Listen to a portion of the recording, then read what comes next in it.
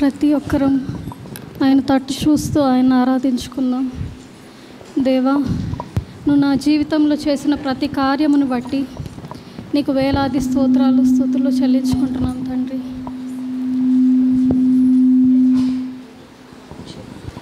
ఈ లోకంలో మేము పడిపోకుండా తండ్రి నీ యందు జీవించే విధంగా సహాయం చేయ తండ్రి. నీ వాక్యానుసారంగా జీవించే విధంగా సహాయం చేయండి. అనేక కష్టాలతోటి ఇబ్బందులతోటి బాధపడుతున్నామా? ఆయన అడుగుదాం, దేవా నీవు నా తోడుంటే నాకు ఏ భయం లేదు తండ్రి. ప్రతి ఒక్క పరిస్థితిని ఆయన చేతికి అప్పగిద్దాం. దేవా, ఎవరితో చెప్పుకోలేని బాధతో బాధపడుచున్నాను తండ్రి. ఫైనాన్షియల్గా బాధపడుచున్నాను తండ్రి. ఆఫీస్లో సరిగ్గా పనిచేయలేకపోతున్నాను తండ్రి. ప్రతి విషయంలో తండ్రి మీరే నాకు తోడుగా ఉండండి. మీకు ఎలాంటి బాధ ఉన్న ఇబ్బంది ఉండ ఆయన ముందు ఆయన చేతికి అప్పగిద్దాం. ప్రతి ఒక్కరూ నోరు తెరిచి ఆయన ఆరాధించుకుందాం.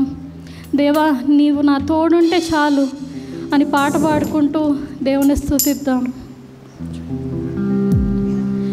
నీవు నా తోడు ఉన్నావయ్యా,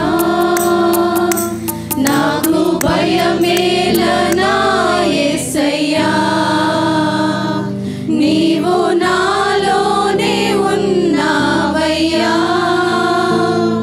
నాకు దిగులేలనా యేసయ్యా. నీవు నా తోడు ఉన్నావయ్యా, నాకు భయమేలనా యేసయ్యా. నీవు నాలోనే ఉన్నావయ్యా, నాకు దిగులేలనా యేసయ్యా. నాకు భయమేలా, నాకు దిగులేలా, నాకు చింతేలా, నాకు భీతేలా. నీవు నా తోడు ఉన్నావయ్యా, నాకు భయమేలనా యేసయ్యా. నీవు నాలోనే ఉన్నావయ్యా, నాకు దిగులేలనా యేసయ్యా. కష్టములో నా తోడు ఉన్నావు, వేదనలో వేదనలో నా చెంత ఉన్నావు. కష్టములో నష్టములో నా తోడు ఉన్నావు, వేదనలో వేదనలో నా చెంత ఉన్నావు. అడిగిన వారికి ఇచ్చేవాడవు, వెతికిన వారికి దొరికేవాడవు. అడిగిన వారికి ఇచ్చేవాడవు, వెతికిన వారికి దొరికేవాడవు. తట్టిన వారికి తలుపులు తెరిచే దేవుడవు, తట్టిన వారికి తలుపులు తెరిచే దేవుడవు. దేవా, దేవా నీకే స్తోత్రం. దేవా, దేవా నీకే స్తోత్రం. యేసయ్యా, దేవా, దేవా నీకే స్తోత్రం. దేవా, దేవా నీకే స్తోత్రం. నీవు నాలోనే ఉన్నావయ్యా, నాకు భయమేలనా యేసయ్యా. నీవు నాలోనే ఉన్నావయ్యా, నాకు దిగులేలనా యేసయ్యా. వ్యాధులలో బాధలలో ఊరటనిచ్చావు, రక్షణలో సంరక్షకుడై ధైర్యము పంచావు. వ్యాధులలో బాధలలో ఊరటనిచ్చావు, రక్షణలో సంరక్షకుడై ధైర్యము పంచావు. నేనే సత్యం అన్న దేవా,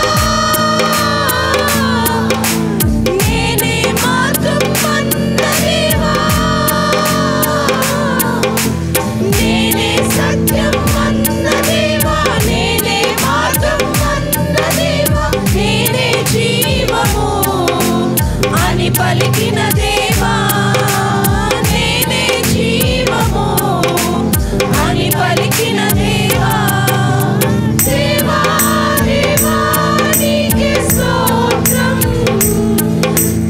దేవా దేవా నీకే స్తోత్రం యేసయ్యా దేవా దేవా నీకే స్తోత్రం దేవా దేవా నీకే స్తోత్రం నీవు నాలోనే ఉన్నావయ్యా నాకు భయమేలా నా యేసయ్యా నీవు నాలోనే ఉన్నావయ్యా నాకు దిగులేలా నా మెస్సయ్యా ప్రతి ఒక్కరము ఆయనకి కృతజ్ఞతాస్తుతులు చెల్లిద్దాం. దేవా, నేనెందుకు పనికిరాని వాడను తండ్రి, అయినా ప్రతి విషయంలో నన్ను తలగా ఉంచావు తండ్రి. అన్యుల మధ్యలో తండ్రి నన్ను తలగా ఉంచావు తండ్రి. ప్రతి ఒక్క స్థితి నుంచి నన్ను దాటించావు తండ్రి. ప్రతి ఒక్క పరిస్థితిలో నీవు నాకు తోడుగా ఉన్నావు. అనేక ఆశీర్వాదాలతో కుమ్మరించావు తండ్రి. నీ రెక్కలతో మమ్మల్ని భద్రపరిచావు తండ్రి. ప్రతి ఒక్కరూ నోరు తెరిచి ఆయన కృతజ్ఞతాస్తుతులు చెల్లిద్దాం. ప్రతి చిన్న మేలుని బట్టి ఆయన కృతజ్ఞతాస్తుతులు చెల్లిద్దాం. మన కొరకు ప్రాణం పెట్టిన బట్టి ఆయన కృతజ్ఞతాస్తుతులు చెల్లిద్దాం. మన కొరకు ప్రాణం పెట్టిన ఆ దేవుని కృతజ్ఞతాస్తుతులు చెల్లిద్దాం. మరణాన్ని ఓడించి శత్రువుని జయించిన ఆ సర్వాధికారికి అనేక స్తుతులు చెల్లిద్దాం. దేవా, నీవు లేకుండా నేను ఉండలేను తండ్రి. దేవా, నా ఒంటరి పయనంలో నీవే తోడుగా ఉండి నడిపించావు తండ్రి. ఎవరు లేని పరిస్థితిలో నువ్వే నాకు దిక్కు తండ్రి. ఏం చేయాలో అర్థం కాని పరిస్థితిలో, అది అర్ధరాత్రి అయినా ఏ కాలమైనా తండ్రి దేవా, నీవే నా తోడున్నావు, నీవే నన్ను నడిపించావు. ప్రతి విషయంలో మా కుటుంబాన్ని కాచి కాపాడావు. ప్రతి ఒక్కరం నోరు తెరిచి ఒప్పుకున్నాం. దేవా, నేను దేనికి పనికిరాని దానను, అయినా నన్ను హెచ్చించావు తండ్రి. ఈ సమయంలో ఈ సన్నిధిలో నిలబడ్డానంటే కేవలం నీ కృప అని ఒప్పుకున్నాం. ఆయన కృప లేనిదే మనం జీవించలేము.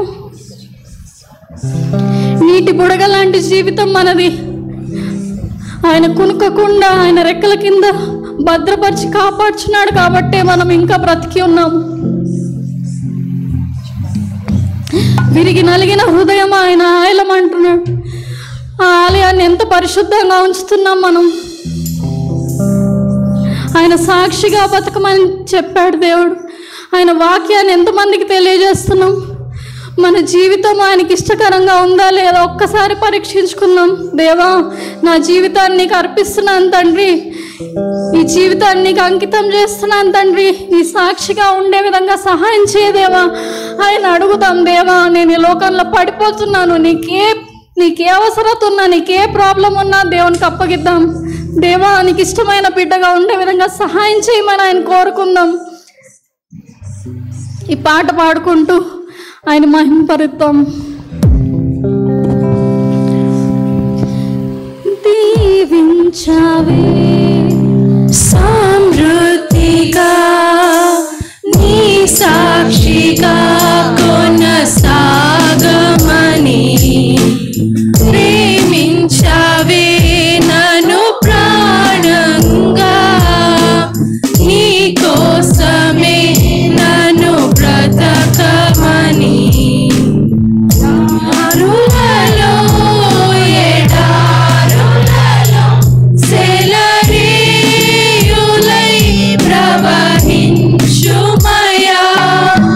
చీకటిలో కారు చీకటిలో అగ్ని స్తంభమై నన్ను నడుపుమయా జీవించవే సమృద్ధిగా నీ సాక్షిగా కొనసాగమని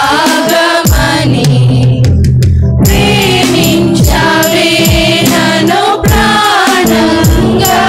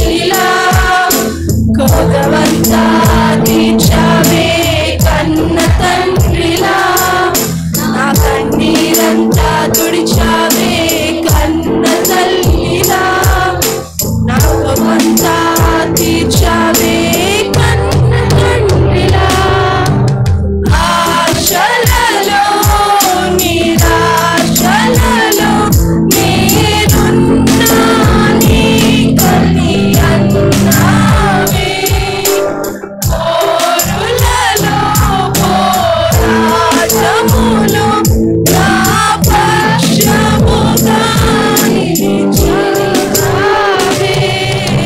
జీవించావే సమృద్ధిగా నీ సాక్షిగా కొనసాగమని ప్రేమించావే నన్ను ప్రాణంగా నీ కోసమే నన్ను బ్రతకమని దారులలో ఎడారులలో సెలయేరులై ప్రవహించుమయా చీకటిలో కారు చీకటిలో అగ్ని స్తంభమైనను నడుపుమయా జీవించవే సమృద్ధిగా నీ సాక్షిగా కొనసాగమని ప్రేమించవే నన్ను ప్రాణంగా నీ కోసమే నన్ను బ్రతకమని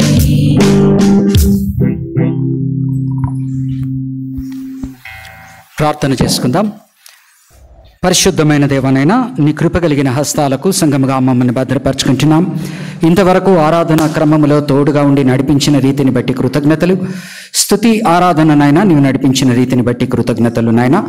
మరియు నీ వాక్యమును ధ్యానించబోతున్న సమయంలో సేవకునిగా నన్ను నీ సిలువ చాటును మరుగుపరుచుకో. నా యొక్క ఉనికిని మనుగడను నా సమస్తమును నీ ఆధీనములోకి తీసుకుని నీ పరిశుద్ధాత్మ సహాయముతో నా నోటి మాట నా బోధ ఉదాహరణలు ప్రతి ఒక్కటి కూడా నీ దయ ఉండగలిగినట్లుగా నడిపించమని నీకే ఘనత మహిమ ఆపాదించుకుంటూ కూడి వచ్చిన వారి హృదయాలలోనైనా నీ పరిశుద్ధాత్మ కార్యమును జరిపించి సంఘమునకు మేలు చేయమని యేసు నామమున ఈ ప్రార్థన వేడుకుంటున్నాను తండ్రి, ఆమేన్. దయచేసి అందరూ కూర్చోవలసిందిగా కోరుకుంటున్నాను.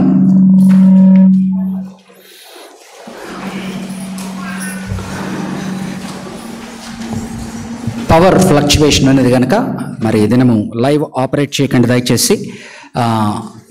మరి కొద్దిగా అటు ఇటు కరెంటు పోయినా కూడా కొద్దిగా ఓపిక పట్టండి. ఇంతవరకు ప్రభువుని మనం ఆరాధించి ఉండగా వాక్యాన్ని ధ్యానించబోయేటువంటి సమయాన్ని దేవుని చేతులకు సమర్పించుకుంటూ బ్యాప్టిస్ట్ చర్చ్ సంతోష్ నగర్ సంఘానికి ఎంతమంది అయితే ఈ దినము దేవునిని ఆరాధించాలని సంఘములో పాల్గొనాలని వచ్చి ఉన్నారో వారిని పేరు పేరున దేవుడు ఆశీర్వదించి దీవించునుగాక. మనము ప్రకటన గ్రంథమును ధ్యానిస్తూ ఉన్నాం. ప్రకటన గ్రంథమును ధ్యానించేటువంటి క్రమంలో మనం గుర్తుపెట్టుకోవలసినది, మొదటి శతాబ్దములో రాస్తూ ఉండగా ఆ మొదటి శతాబ్దములో ఎవరైతే విశ్వాసులు ఉన్నారో వారు రోమా ప్రభుత్వపు అరాచకము కింద మగ్గుతూనున్న సమయంలో యోహాను ఈ యొక్క అపోస్తులుడైన యోహాను ఈ యొక్క ప్రకటన గ్రంథాన్ని వ్రాస్తూ ఉన్నాడు. కాబట్టి ప్రకటన గ్రంథం యొక్క ప్రశస్తను మనం అర్థం చేసుకునే సమయంలో అది మొట్టమొదటి శతాబ్దంలో ఎవరైతే ఆ గ్రంథమును చదువుతూ ఉన్నారో వారికి అది ఉపయోగపడుతూ ఉన్నది. ఎందుకనగా వారు ఆఖరి దినములలో ఉన్నారు అని నమ్మినవారు. అలాగనే ఈ దినము మనము కూడా ఆఖరి దినములలో ఉన్నవారము. అనగా యేసు ప్రభు వారి యొక్క పుట్టుక మరణ పునరుద్ధానాలతో ఆయన ఆఖరి దినములు ప్రారంభమయ్యాయి. కాబట్టి ఆఖరి దినములు అని మాట్లాడుతున్న సమయంలో ఆనాటి నుంచి ఈనాటి వరకు ప్రభువు వారు వచ్చేటువంటి రెండవ రాకడ వరకు కొనసాగుతుందని మనం గుర్తు చేసుకోవాలి. మరి ప్రకటన గ్రంథాన్ని చదివేటువంటి ప్రతిసారి మనం అర్థం చేసుకోవలసినది, ఆనాటి విశ్వాసులకు ఇది ఉపయోగపడాలి. వారు ఏదైతే శ్రమల గుండా వెళ్తున్నారో, శోధన గుండా వెళ్తున్నారో, రోమా ప్రభుత్వం యొక్క అరాచకం కింద నలుగుతూ ఉన్నారో వారికి యొక్క వాక్యము వారితో మాట్లాడాలి, వారికి ఆదరణ కలగచేయాలి. అలాగనే ఈ దినము ఆఖరి దినముల్లో ఉన్న మనము ఏ శ్రమల గుండా అయితే వెళ్తూ ఉన్నామో, వేదనల గుండా అయితే వెళ్తూ ఉన్నామో, లోకమంతా వెళ్ళకపోతున్నప్పటికీ లోకములో ఈ యొక్క భూమి మీద ఎన్నో భాగాలు ఈ యొక్క శ్రమకు, క్రైస్తవులు ఈ శ్రమకు లోనవుతూ ఉన్నారు. వారు వేదనను అనుభవిస్తూ ఉన్నారు, రకరకాలుగా అరాచకాన్ని అనుభవిస్తూ ఉన్నారు. కాబట్టి ప్రకటన గ్రంథాన్ని మనం అర్థం చేసుకునే సమయంలో ప్రతి ఒక్కరికి ప్రతి సమయానికి ఉపయోగపడేటువంటి గ్రంథం అని గుర్తు చేసుకోవాలి. ఆ తర్వాత ప్రకటన గ్రంథంలో మాట్లాడుతున్నది, రాను రాను ఈ ఆఖరి దినాలలో కాలక్రమేణా విశ్వాసము తగ్గిపోతూ వస్తుంది, అరాచకత్వము పెరుగుతూ వస్తుంది. దేవుని యొక్క విశ్వాసములకు వచ్చేవారు తక్కువ అవుతారు, దేవునిని తిరస్కరించేవారు ఎక్కువ అవుతారు. కాబట్టి దేవుడు చూసి చూసి చూసి ఆయన యొక్క తీర్పులను భూనివాసుల మీదకి, భూలోకము మీదకి పంపించేటువంటి క్రమములో ఆయన ఉన్నాడు. కాబట్టి ఎవరైతే ఆయన కొరకు కనిపెట్టుకుని ఉన్నారో, ఆయన రెండవ రాకడ కొరకు కనిపెట్టుకుని ఉన్నారో వారికి ఆదరణ కలిగిస్తూ ఉన్నాడు. నీవు నన్ను పట్టుకొని ఉండు, ఇంకా కొంత సమయంలో నేను వస్తున్నాను, ఈ బాధను భరించు, ఈ అరాచకాన్ని భరించు, ఈ యొక్క కష్టాన్ని నువ్వు అనుభవిస్తున్నావు కదా, నీవు జయించు దీనిని. అనగా నీ యొక్క ప్రాణమున కన్నా కూడా నీ ఆత్మ ముఖ్యమని గమనించి నీ ప్రాణముకు ఒకసారి తీయడానికి కూడా సిద్ధపడేటువంటి అరాచకత్వము జరగవచ్చు, కానీ నీ ఆత్మను నేను కాపాడేవాడిని అయ్యున్నాను కనుక నీవు జయిస్తావు నా యందు ఉంటే. కాబట్టి నీవు ఈ శోధనలకు తట్టుకొని, ఎవరైతే క్రైస్తవులు కానివారు, భూనివాసులైన వారు వీరిని హింసిస్తూ ఉన్నారో వారి మీదకి తీర్పులు తెస్తానని, ఆ తీర్పులలో భాగముగా అవిశ్వాసులు కూడా వారి అరాచకాలు వారు చేసుకుంటూ పోతున్న సమయంలో ఎంతోమంది విశ్వాసులు కూడా మరణిస్తారు, మృత సాక్షులు అవుతారు. కాబట్టి ప్రభువు ఇస్తూ ఉన్న ఆదరణ, మృత సాక్షి అయినా పర్వాలేదు కానీ నువ్వు జయించిన వాడవు అని చెబుతూ ఈ తీర్పుల గురించి మాట్లాడేటువంటి సమయంలో భూలోకము మీదకి తీర్పులు వస్తూ ఉన్నాయి. ఎవరైతే యేసు ప్రభువునందు విశ్వాసముతో ఉండి శ్రమలను అనుభవిస్తూ ఉన్నారో వారికి ఆదరణ కలుగ చేస్తూ ఉన్నాడు. ఏమనంటే, నువ్వు అట్టి పట్టుకొని ఉండు, నువ్వు జయించిన వాడవు, నేను అతి త్వరలో రానున్నాను, నిన్ను నేను కాపాడనున్నాను. కాబట్టి ఈ రీతిగా మనం అర్థం చేసుకున్నప్పుడు ఆనాటి మొదటి శతాబ్దానికే కానీ ఈనాటికే కానీ ప్రభువు రాకడ వచ్చేంత వరకు కూడా ఈ వాక్యము ఉపయోగపడేటువంటి రీతిగా ఉంటుంది. కాబట్టి సంఘము కూడా ఈ యొక్క సమయాన్ని అనుభవిస్తుందని మనం గుర్తు చేసుకోవాలి. ఎందుకనగా ఆ దినము, జాగ్రత్తగా వినండి, ఆ దినము మొదటి శతాబ్దములో సంఘము యొక్క శ్రమను అనుభవిస్తూ ఉన్నది. కాబట్టి సంఘము ఎత్తివేయబడింది అని వారు నమ్మట్లేదు, సంఘము అనుభవిస్తూ ఉన్నది. కాబట్టి సంఘము శ్రమను అనుభవిస్తూ ఉండగా సంఘముకు నిర్దేశించి ఆయన రాస్తూ ఉన్నాడు. కాబట్టి ఈనాటికి కూడా సంఘము భూమి మీద ఉండేంత వరకు కూడా ఇది సంఘానికి ఉపయోగపడేటువంటి రీతిగా, సంఘము తనకు తాను అన్వయించుకొని దాని నుంచి ఆదరణ పొందేటువంటి రీతిగా రాస్తూ ఉన్నాడు. ఇది దయచేసి గమనించాలి. కాబట్టి మొదటి శతాబ్దంలో క్రైస్తవులకేనేమి, ఈ దినము ఉన్న మనకేనేమి దేవుడు మనతో మాట్లాడుతూ ఉన్నాడని మనం అర్థం చేసుకోవాలి. ఈ క్రమంలో ముందుకు వెళ్దాం. అందరూ కూడా నాతో పాటి ప్రకటన గ్రంథము 8వ అధ్యాయంలోకి రావాలని కోరుకుంటున్నాను. ప్రకటన గ్రంథము 8వ అధ్యాయం. ఒక 5 నిమిషాలు 10 నిమిషాలు ఇంట్రడక్షన్ ఇస్తాను. ఎందుకనగా ఒక ప్రకటన గ్రంథాన్ని ధ్యానించేటప్పుడు అంతా కూడా మనం లిటరరీ స్ట్రక్చర్ని అర్థం చేసుకోవాలి. అనగా గ్రంథకర్త ఏ విధముగా ముందుకు మూవ్ అవుతున్నాడు, ఏమి చేస్తున్నాడు అని మనం అర్థం చేసుకున్నప్పుడు మనకు ఒక పట్టు వస్తుంది. గమనించండి, ఏదైతే ఇప్పుడు 7వ ముద్ర విప్పినప్పుడు ఆ యొక్క 7 బూరల యొక్క తీర్పు ప్రారంభమవుతుందంటున్నాడో ఆ తీర్పుల గురించి ఆయన మాట్లాడేటువంటి సమయంలో ఈ తీర్పులు పరిశుద్ధులు ప్రార్థన చేయగా ఆ ప్రార్థనకు జవాబుగా ఈ తీర్పులు వస్తూ ఉన్నాయి. కాబట్టి ఎవరైతే హతసాక్షులై ఉన్నారో 6వ అధ్యాయంలో మనం చూస్తున్నాము, వారు బలిపీఠము కింద నాదా సత్యస్వరూపి ఇంకెంతకాలము నీవు తీర్పు తీర్చక ఎందువు అని అడుగుతున్నాడు. చూడండి 6వ అధ్యాయము 9 నుంచి 11. ఆయన 5వ ముద్రని విప్పినప్పుడు, రెవల్యూషన్ 6:9 to 11 verses. ఆయన 5వ ముద్రను విప్పినప్పుడు దేవుని వాక్యము నిమిత్తమును తాము ఇచ్చిన సాక్ష్యము నిమిత్తమును వధింపబడిన వారి ఆత్మలను బలిపీఠము క్రింద చూచితిని. వారు నాదా సత్యస్వరూపి పరిశుద్ధుడా, ఎందాక తీర్పు తీర్చకయు మా రక్తము నిమిత్తము భూనివాసులకు ప్రతిదండన చేయకయు ఉందువని బిగ్గరగా కేకలు వేసిరి. తెల్లని వస్త్రము వారిలో ప్రతివానికి ఇయ్యబడెను, మరియు వారి వలనే చంపబడబో వారి సహదాసుల యొక్కయు సహోదరుల యొక్కయు లెక్క పూర్తియగు వరకు ఇంకా కొంచెం కాలము విశ్రమించవలనని వారితో చెప్పెను. కాబట్టి వారు దేవుని వైపును చూస్తూ ప్రార్థిస్తూ ఉన్నారు. దేవుడు వారికి ఇస్తూ ఉన్న వాగ్దానము భూలోకము నుంచి ఇంకా ఎంతోమంది హతసాక్షులై పైకి రావాల్సిన ఆవశ్యకత ఉన్నది.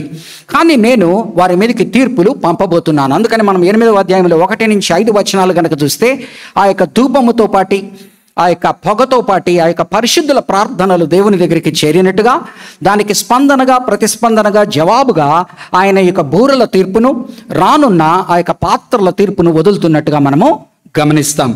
రెండవదిగా గమనించినట్లయితే ఈ యొక్క 7 ముద్రలు 7 బూరలు 7 పాత్రల యొక్క తీర్పులై ఉండగా 7వ చాప్టర్కి అనగా 6వ ముద్ర అయిన తరువాత 7వ ముద్ర ప్రారంభము కాకముందర 7వ అధ్యాయము ప్రారంభమవుతుంది. కాబట్టి 6th సీల్కి 7th సీల్కి మధ్యన ఒక ఇంటర్ల్యూడ్ కనిపిస్తుంది. అనగా మధ్యలో మనము 7వ అధ్యాయాన్ని చూస్తున్నాం. ఆ 7వ అధ్యాయంలో దేవుడు కొంతమందిని ముద్రించినట్టుగా వారికి ప్రత్యేకమైన కాపుదల భద్రత కలిగిస్తున్నట్టుగా మిగతా వారికి అందరికీ ఆ కాపుదల భద్రత లేనట్టుగా మనం చూసాం. అలాగనే 6వ బూర 7వ బూర మధ్యన ఇంకొక ఇంటర్ల్యూడ్ వస్తుందంటే మధ్యలో ఒక గ్యాప్. అది 10వ అధ్యాయము 1వ వచనం నుంచి 11వ అధ్యాయము 13వ వచనము వరకు ఉంటుంది దట్ ఇంటర్ల్యూడ్. ఆ తర్వాత ఈ యొక్క బూరల యొక్క తీర్పుల్ని మనం అర్థం చేసుకునేటువంటి సమయంలో 7 బూరలలో మొట్టమొదటి 4 బూరలు ఏదైతే మానవునికి వనరులు కల్పిస్తుందో వసతులు కల్పిస్తుందో దాని మీద తీర్పు తీరుస్తున్నాడు. అంటే భూమి నుంచి మనకు మంచి జరుగుతుంది, సముద్రము నుంచి మనకు మంచి జరుగుతుంది, మంచినీటి కాలువల నుంచి నదుల నుంచి మనకు మంచి జరుగుతుంది.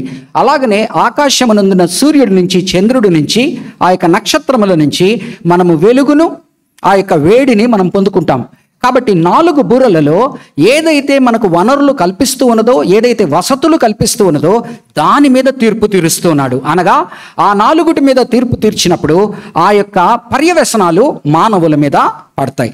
నెక్స్ట్ 3 బూరలు గనక చూస్తే డైరెక్ట్గా మానవులనే అటాక్ చేస్తాయి. అనగా 5వ బూర చూసినప్పుడు ఆ యొక్క అగాధములో నుంచి ఆ యొక్క మిడతలు డెమానిక్ లోకస్ వచ్చినట్టుగా చూస్తాం.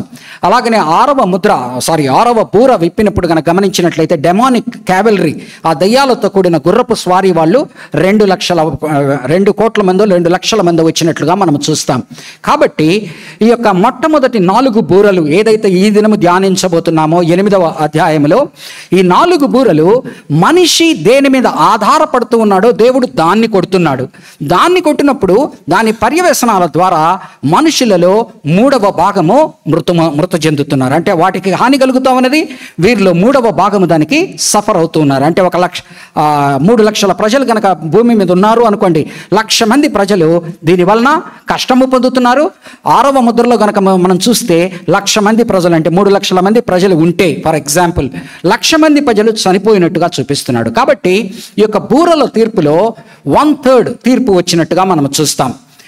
మనము ముద్రల దీంట్లో చూసాము 1/4 అనగా 4 లక్షల ప్రజలు కనుక ఉంటే 3 లక్షల ప్రజలు కనుక ఉంటే 75,000 మంది ప్రజలకు ఆ యొక్క ఎఫెక్ట్ కలిగినట్టుగా చూస్తాం. ఇప్పుడు చూస్తున్నాము 3 లక్షల ప్రజలు ఉంటే 1,00,000 మందికి ఇది వారిని చంపినట్టుగా మనము చూస్తూ ఉన్నాం. ఆ తరువాత ఈ యొక్క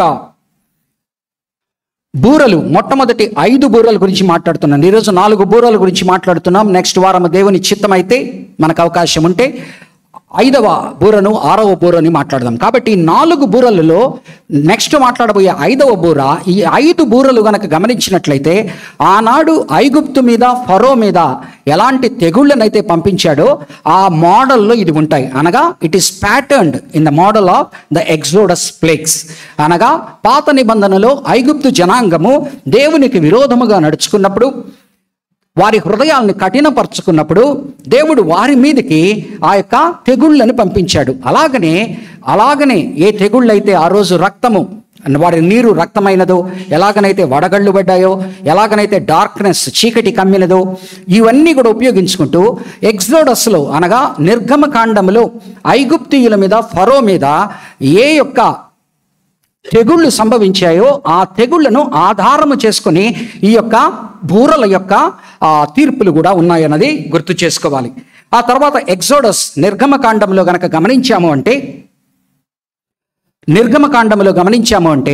దేవుడు ఫరో మీదకి ఐగుప్తీయుల మీదకి తీర్పు తెస్తూ ఉన్న సమయంలో దేవుడు తన సార్వభౌమత్వాన్ని చూపుకోవడానికి అది చేస్తున్నాడు.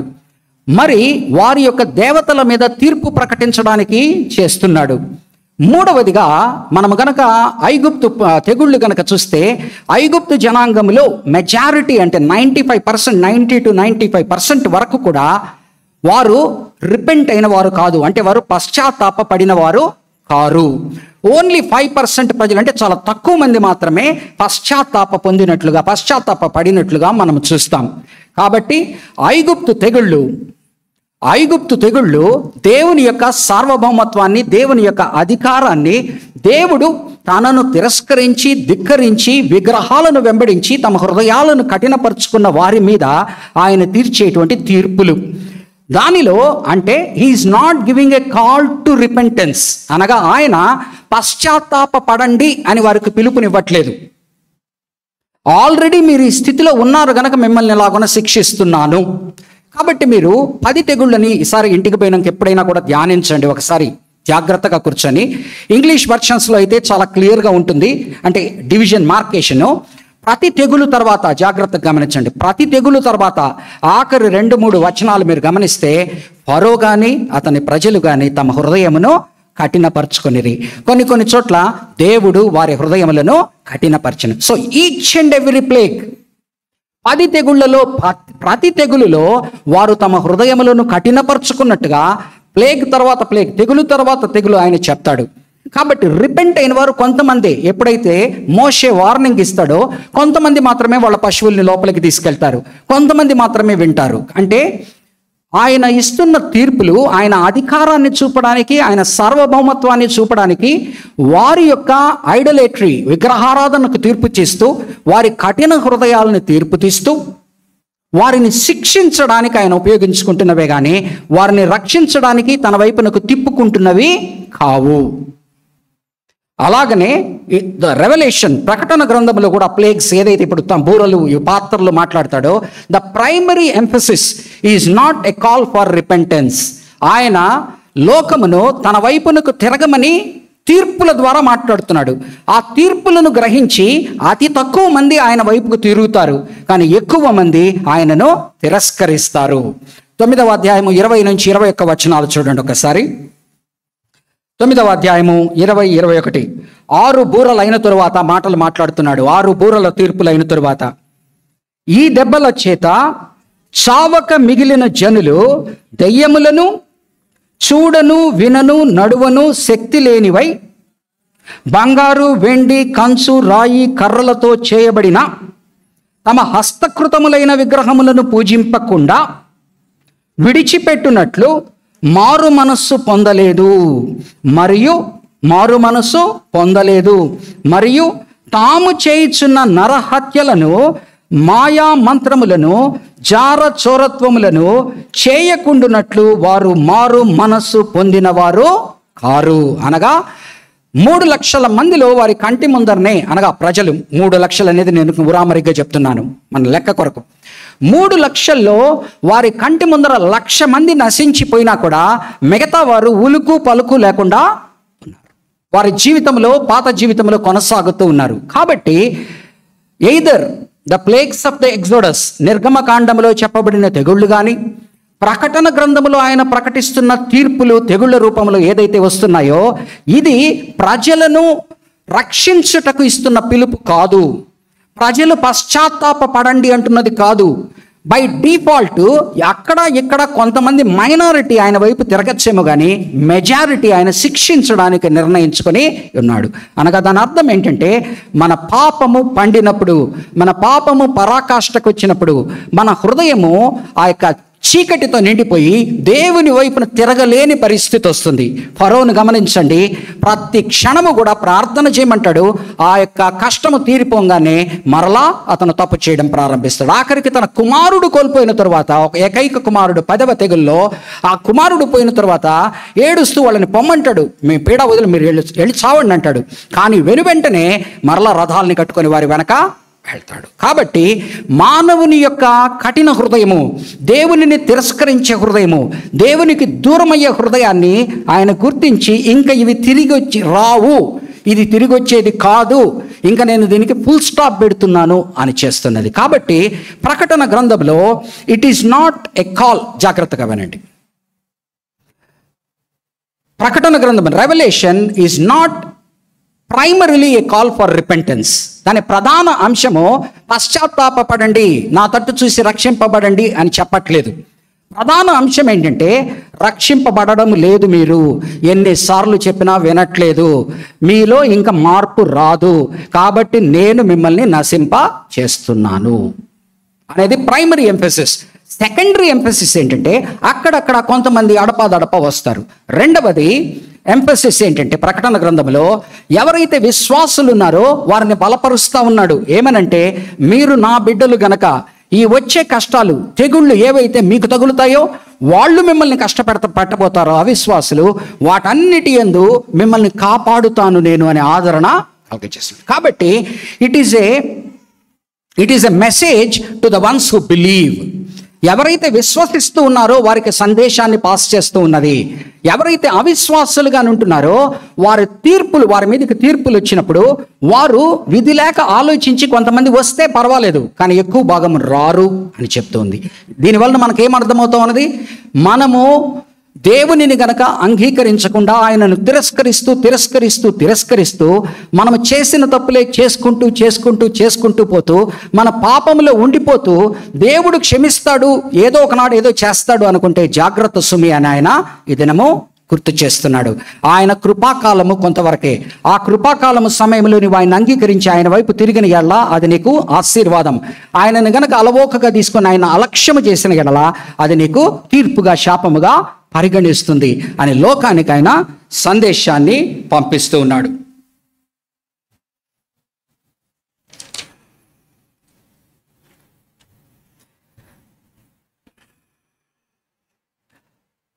ఇప్పుడు ఈ ఇంట్రొడక్షన్ అయిన తరువాత మనం యొక్క ప్రకటన గ్రంథం 8వ అధ్యాయంలోకి వెళ్దాం. 8వ అధ్యాయంలో ఏం జరుగుతుందో చూద్దాం. మొట్టమొదటి 1 నుంచి 5 వచనాలలో ప్రార్థనలు దేవునికి చేరుతున్నాయి. ఎవరైతే గోడు పెట్టుకుంటున్నారో, ఎవరైతే గోజాడుతున్నారో, ఎవరైతే తమకు న్యాయము చేయమంటున్నారో అటు సెయింట్స్ అనగా బ్రతికి ఉన్న పరిశుద్ధులు, చనిపోయిన పరిశుద్ధులు ఆత్మలు ఆయన దగ్గర ఘోషిస్తున్నాయో దానికి జవాబుగా 1 నుంచి 5 వచనాల్లో ప్రార్థనలు పైకి వెళ్తూ ఉన్నాయి. ప్రార్థనలను ఆయన స్వీకరిస్తూ ఉన్నాడు, కిందకి తీర్పులను పంపిస్తూ ఉన్నాడు. అలాగనే నెక్స్ట్ 6వ వచనం నుంచి ఆఖరి వరకు కనుక చూస్తే ఈ 4 ట్రంపెట్స్, ఈ 4 బూరలను ఆయన వివరిస్తాడు, ఒక్కొక్క బూరలో ఏమి జరుగుతుందో. కాబట్టి 1 నుంచి 5 వచనాలు చూద్దాం. Judgement of God and answer to the prayers of saints and martyrs. ఎవరెవరైతే పరిశుద్ధులుగా బ్రతికి కష్ట నష్టాలను కింద ఓరుస్తున్నారో భూమి మీద, ఎవరైతే హతసాక్షులుగా పైకి వెళ్ళి ఆ యొక్క బలిపీఠము కింద నుంచి ఆర్తనాదము చేస్తూ ఉన్నారో వారి ప్రార్థనలను ఆయన స్వీకరిస్తున్నాడు, దానికి స్పందిస్తూ ఉన్నాడు, దానికి జవాబును ఇస్తూ ఉన్నాడు. 1వ వచనం చూడండి, 8వ అధ్యాయం 1వ వచనం.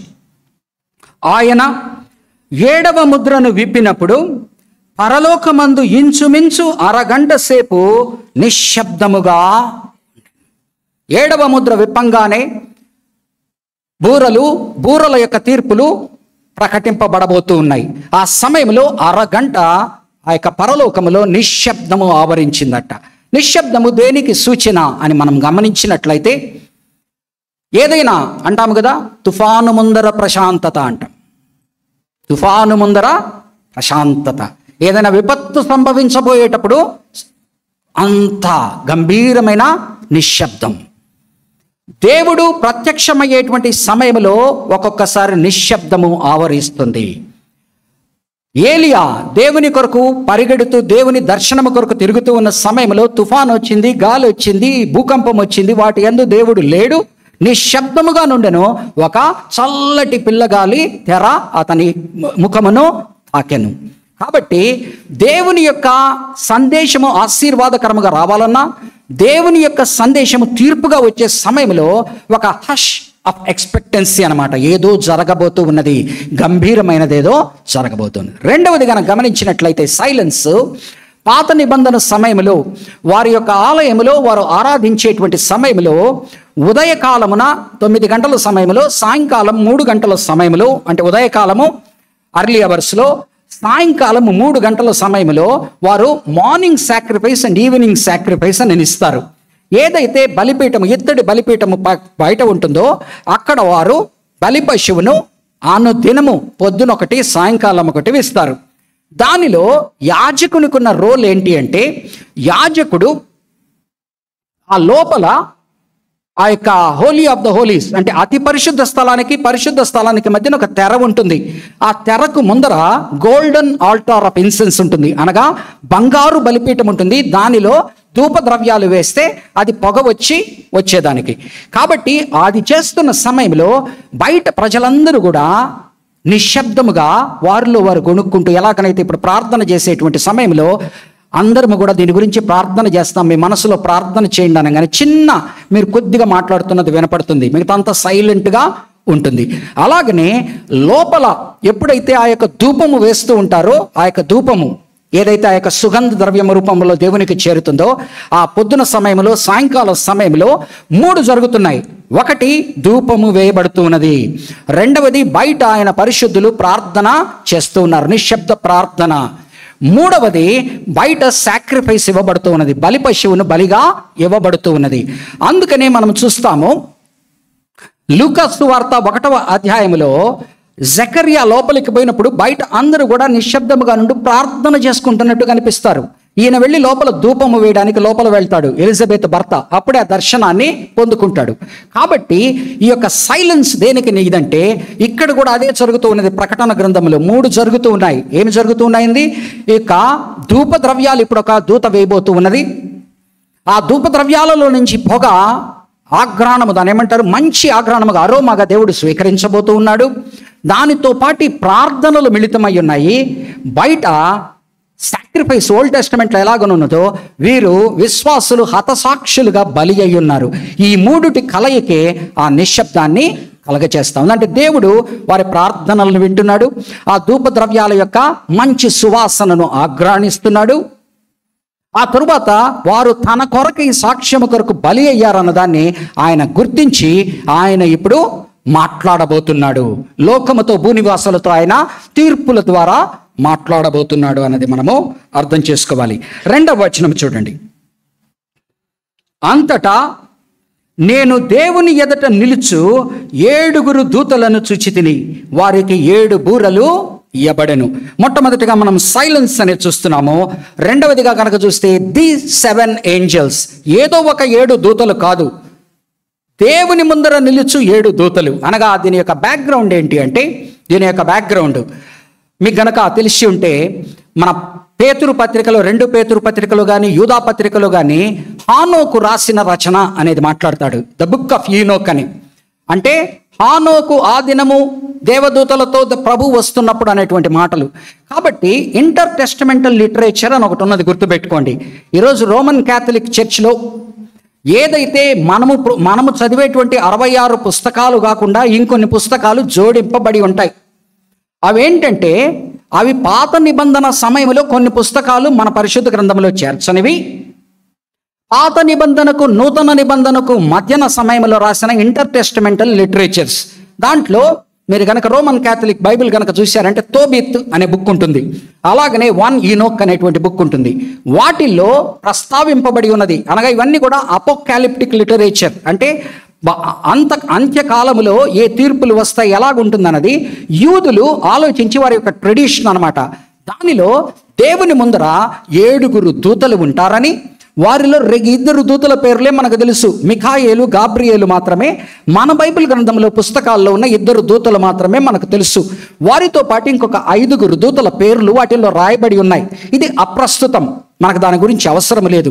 కానీ ఇంగ్లీష్ వర్షన్లో ఆ యొక్క ది ఏంజల్స్ అని రాస్తున్నాడు కనుక మనం ఆ డిఫరెన్స్ని అర్థం చేసుకోవాలా. అంటే ఈ యొక్క ప్రకటన గ్రంథం రాసేటువంటి గ్రంథకర్త ఆ తోబీతు, ఆ వన్ యూనోక్ అనగా ఏ ట్రెడిషన్ అయితే ఉన్నదో అపోకాలిప్టిక్ లిటరేచర్లో, దేవుని ముందర 7 దూతలు నిలబడి ప్రార్థనలు, పరిశుద్ధుల ప్రార్థనలు ఆయనకి చేరుస్తుంటాయి అనే దానికి, దానిలో మిఖాయేలు, గాబ్రియేలు మనకు తెలిసిన వారు, ఇంకొక 5 పేర్లు ఉంటాయి, అవి నేను ప్రస్తావించను.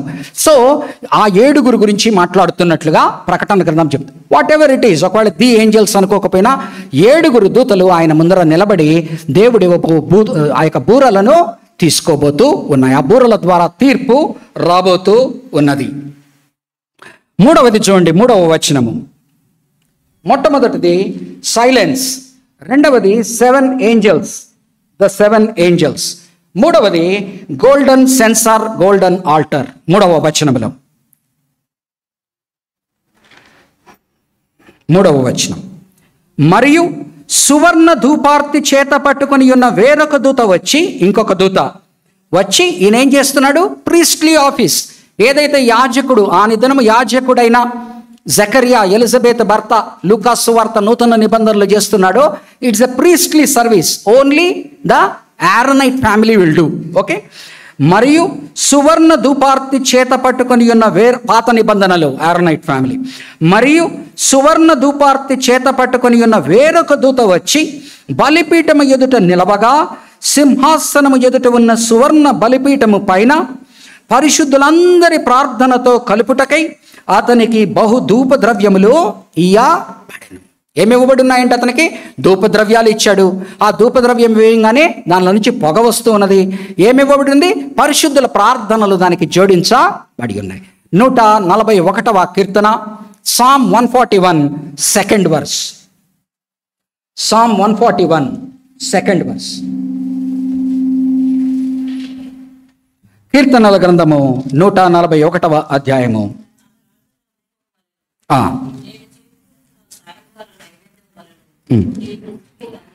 థ్యాంక్ యూ అమ్మా. 1-2 వచనాలు చదువుతున్నాను. యెహోవా, నేను నీకు మొర్ర పెట్టుచున్నాను, నా యొద్దకు త్వరపడి రమ్ము. నేను మొర్ర పెట్టగా నా మాటకు చెవియొగ్గుము. నా ప్రార్థన ధూపము వలెను, నేను చేతులెత్తుట సాయంకాలము నైవేద్యము వలెను, నీ దృష్టికి అంగీకారములు ఆగును కాక. కాబట్టి ఇక్కడ ఏం జరుగుతున్నది? ఈ పరిశుద్ధుల ప్రార్థనలు ఆ యొక్క ధూప ద్రవ్యాల దూత వేస్తూ ఉన్నప్పుడు దానిలో నుంచి వచ్చేటువంటి పొగతో మిళితమయ్యి వీరి ప్రార్థనలు దేవుని దగ్గరికి చేరుతున్నాయి. వీరు బలి ఇవ్వబడ్డారు గనక అక్కడ బలులుగా కనిపిస్తూ ఉన్నది. అంటే వారు దేవుని కొరకు హతసాక్షులై ఉన్నారు. కాబట్టి ఈ 3 యొక్క రెఫరెన్స్ మనకు కనపడుతూ ఉన్నది. మరొక విషయం గమనించాలి. పాత నిబంధనలో గనక చూస్తే 2 బలిపీఠాలు ఉంటాయి. ఒక బలిపీఠము ఆ యొక్క బయట ఇత్తడి బలిపీఠము, ఇంకొకటి లోపల ఇందాక చెప్పినట్టుగా తెరకు ముందర ఉండేటువంటి సువర్ణ బలిపీఠము. రెవల్యూషన్లో, ప్రకటన గ్రంథంలో ఈ 2 కలిపి ఒక అపోకాలిప్టిక్ లిటరేచర్లో ఈ 2 కలిపి ఒక సువర్ణ పీఠంతో కలుపుతున్నాడు. అంటే 2 బలిపీఠాలు ఉన్నట్టుగా మాట్లాడకుండా అదే బలిపీఠం మీద పొగ వేయబడుతూ ఉన్నది, అదే బలిపీఠం మీద నుంచి అగ్ని తీసుకోబడుతూ ఉన్నది, అదే బలిపీఠంలో నుంచి వచ్చేటువంటి దీనిలో నుంచి వేస్తూ ఉన్నది. ఇది మనము గమనించాలి. 4వ వచనం చదువుతున్నాను చూడండి. అప్పుడు ఆ ధూప ద్రవ్యములు పొగ పరిశుద్ధుల ప్రార్థనలతో కలిసి దూత చేతిలో నుండి పైకి లేచి దేవుని సన్నిధికి చేరెను. ఆ దూత అంటే దేవునికి వీరి ప్రార్థనలు ధూపముతో పాటి ఆ యొక్క ఆగ్రాణింపు యొక్క సువాసనతో పాటి వారి బలితో పాటి ఆయనకి చేరింది.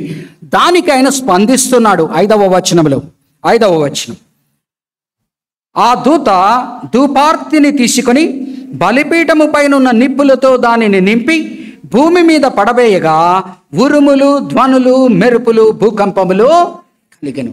కాబట్టి ఏం వెళ్తా ఉన్నదండి? ఆగ్రాణింపు. తర్వాత ఏం వెళ్తా ఉంది? స్మోక్ పైకి వెళ్తా ఉన్నది, అనగా పొగ వెళ్తా ఉన్నది. 8వ అధ్యాయం 5వ వచనంలో చెప్తున్నాడు. అలాగనే 9వ అధ్యాయం 2వ వచనంలో కనుక చూస్తే ఆ పొగలో నుంచి ఎప్పుడైతే ఈయన భూమి మీదకి ఆ యొక్క నిప్పుల్ని వదిలాడో ఏమి జరుగుతూ ఉన్నదండి? 5వ బూరలో 9వ అధ్యాయం 2వ వచనంలో పాతాళములో నుంచి, అగాధములో నుంచి పొగ పైకి లేస్తున్నట్టుగా మనం చూస్తాం. అనగా దేవునికి ఆగ్రాణింపబడేటువంటి పొగ పరిశుద్ధుల ప్రార్థన అయి ఉండగా, దేవుని నుంచి వచ్చేటువంటి నిప్పు పైనుంచి ఏదైతే జడ్జిమెంట్, తీర్పు ద్వారా వేస్తున్నాడో అది డెమానిక్ ఫోర్సెస్ పొగగా చూపిస్తున్నాడు. అనగా దేవుని అక్కడ పొగ ఉన్నది. ఒక పొగ ఏమో వీరి వర్షిప్, అనగా వీరు ఏదైతే హతసాక్షులుగా ఆరాధిస్తున్నారో ఆరాధనను దేవుడు స్వీకరిస్తున్నాడు. దేవుడు వారి మీదకి స్వీకరించిన దానికి గుర్తుగా వారి మీదకి తీర్పును పంపుతున్నాడు. ఆ తీర్పు నిప్పుల రూపంలో కిందకి వస్తూ ఉన్నది. ఆ నిప్పుల రూపంలో కిందకి వచ్చినప్పుడు దానిలో నుంచి పొగలేస్తూ ఉన్నది. అంటే వీరందరూ కాలిన కాష్టం అంటాము చూడండి. అలాగున పరిశుద్ధుల ప్రార్థన ఆగ్రాణించేటువంటి సువాసనగా దేవునికి చేరుకున్నది. ఆయన పైనుంచి నిప్పులు వేసినప్పుడు కింద ఆరని కాష్టాలుగా ఉండేటువంటి పొగ పైకి వెళ్తా ఉన్నది. తీర్పు, ఇది మనం అర్థం చేసుకోవాలి. ఇదే యెహెజ్కేలు గ్రంథంలో కనుక మనం చూస్తే 9వ అధ్యాయము 4వ వచనంలో వారి మీద ముద్ర వేసినట్టుగా చూస్తాం. 10వ అధ్యాయము 2వ వచనములో ఇలాగనే ఒక దూత బలిపీఠము మీద నుంచి ఆ యొక్క నిప్పులను తీసుకొని ఆ యొక్క యెరూషలేము మీద చల్లినట్టుగా మనం చూపిస్తాం. అంటే తీర్పుకు గుర్తుగా ఈ యెరూషలేము ప్రజలు దేవునికి దూరమైన ప్రజలు. కాబట్టి ఎవరినైతే ముద్రించానో వారిని కాపాడు, ఎవరికైతే ముద్ర లేదో వారి మీద ఏ బలిపీఠము మీద అయితే వీరు బలులిచ్చి దాని ద్వారానే రక్షణ ఉందని వీరు పరవశిస్తున్నారో దానిలో నుంచే నిప్పు తీసి వారి మీద చల్లుతున్నట్టుగా మనము చూస్తున్నాం. అలాగనే 14వ అధ్యాయం చూడండి ఒకసారి. 14వ అధ్యాయము 11వ వచనం, అనగా దేవుని యొక్క తీర్పు మనము పొందుకున్నప్పుడు, ఎవరైనా పొందుకున్నప్పుడు ఏమి జరుగుతుంది? 14:11, వారి బాధ సంబంధమైన పొగ, రెవల్యూషన్ 14:11, వారి బాధ సంబంధమైన పొగ యుగ యుగములు లేచును. ఆ క్రూర మృగమునకు గాని దాని ప్రతిమకు గాని నమస్కారము చేయవారును దాని పేరు గల ముద్ర ఎవడైనా వేయించుకుని ఎడల వాడును రాత్రింబగళ్ళు నెమ్మది లేని వారై యుందురు. అలాగనే 19వ అధ్యాయము 2-3 వచనాలు చదువుతున్నాను చూడండి. 19వ అధ్యాయము 2-3 వచనాలు. ఆయన తీర్పులు సత్యములను న్యాయములునై ఉన్నవి. తన వ్యభిచారముతో భూలోకమును చెరిపిన గొప్ప వేశ్యకు ఆయన తీర్పు తీర్చి తన దాసుల రక్తమును బట్టి వారికి ప్రతిదండన చేసెను. మరి 2వసారి వారు ప్రభువును స్తుతించుడి అనిరి. 3వ వచనం, ఆ పట్టణపు పొగ యుగ యుగములు పైకి అంటాం కదా, కాలే కాష్టం అంటాం. సో ఏమి జరుగుతూ ఉన్నదంటే అవిశ్వాసులు ఎవరైతే దేవునికి దూరముగా వెళ్ళి పరిశుద్ధులను శ్రమ పెడుతూ దేవుని యొక్క మాటను ధిక్కరించి రక్షణ లేని వారిగా అరాచకముగా జీవిస్తున్నారో వారి మీదకి తీర్పులు వచ్చినప్పుడు ఆ యొక్క కాలే కాష్టాలలో నుంచి వచ్చేటువంటి పొగగా మాట్లాడుతున్నాడు. పరిశుద్ధుల ప్రార్థన ధూపద్రవ్యాలతో పాటి ప్రార్థనలతో పాటి వారిచ్చిన మంచి బలితో పాటి సువాసన, ఆగ్రాణించే సువాసనగా, స్వీట్ స్మెల్లింగ్ అరోమాగా ఆయనకి చేరుతూ ఉన్నది. ఆయన ప్రతిస్పందించి నిప్పును వేసినప్పుడు భూమి మీద ఎవరైతే అవిశ్వాసులుగా ఉన్నారో, ఎవరైతే విశ్వాసులను శ్రమ పెడుతూ అరాచకముగా జీవిస్తున్నారో వారి మీదకి తీర్పు వచ్చి ఆ కాలే కాష్టాలలో నుంచి పొగ బయటికి వస్తా ఉన్నది. కాబట్టి దేవునిని ఆరాధించేటువంటి వారి పొగ, వారి ప్రార్థనలు, వారి యొక్క ఆరాధన. దేవునిని ఆరాధించని వారు, దేవుని యొక్క బిడ్డలను శ్రమ పెట్టేవారు, హింసించే వారి మీదకి దేవుడు వారు దేన్నైతే నమ్ముకున్నారో బలిపీఠాలను దాని నుంచే నిప్పుని తీసి వారి మీద వెదజల్లగలిగిన సమర్థుడు అని గుర్తు చేసుకొని మనం ఎంతో జాగ్రత్త వహించవలసి ఉన్నది మన జీవితాల్లో. 5వ వచనం చూడండి. ఆ దూత ధూపార్తిని తీసుకుని బలిపీఠము పైనున్న నిప్పులతో దానిని నింపి భూమి మీద పడవేయగా ఉరుములు, ధ్వనులు, మెరుపులు, భూకంపములు కలిగను. ఎప్పుడైతే ఉరుములు, మెరుపులు, భూకంపములు అని మాట్లాడుతున్న ప్రతిసారి కూడా థియోఫెనస్ అనగా దేవుడు ఎక్కడైతే ప్రత్యక్షమై ఎక్కడైతే భయానకముగా తను బయలుపరుచుకుంటాడో అక్కడ మనకు కనబడుతుంది. 8వ అధ్యాయం 5వ వచనంలో కనపడుతుంది. అంటే 7th సీల్ 7వ ముద్రలో కనపడుతున్నది.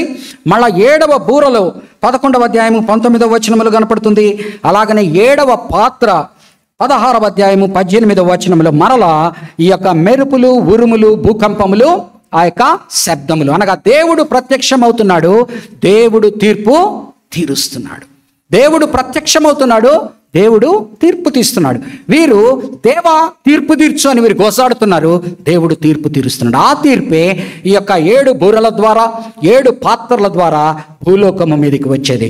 దానినే ఆనాటి రోమా వారికి అర్థమయ్యేటువంటి రీతిగా దాన్ని బాబిలోన్ అంటాడు. ఎందుకనగా Babylon is a system of an evil system. అనగా మొదటి నుంచి ఆది కాండంలో 11వ వచనము నుంచి బాబేలు గోపురం ఎక్కడున్నది నుంచి Babylon stands for rebelliousness towards God. దేవునికి విరోధముగా, వ్యతిరేకముగా, తిరుగుబాటుతో, అవిధేయతతో నిలబడేది బబులోను.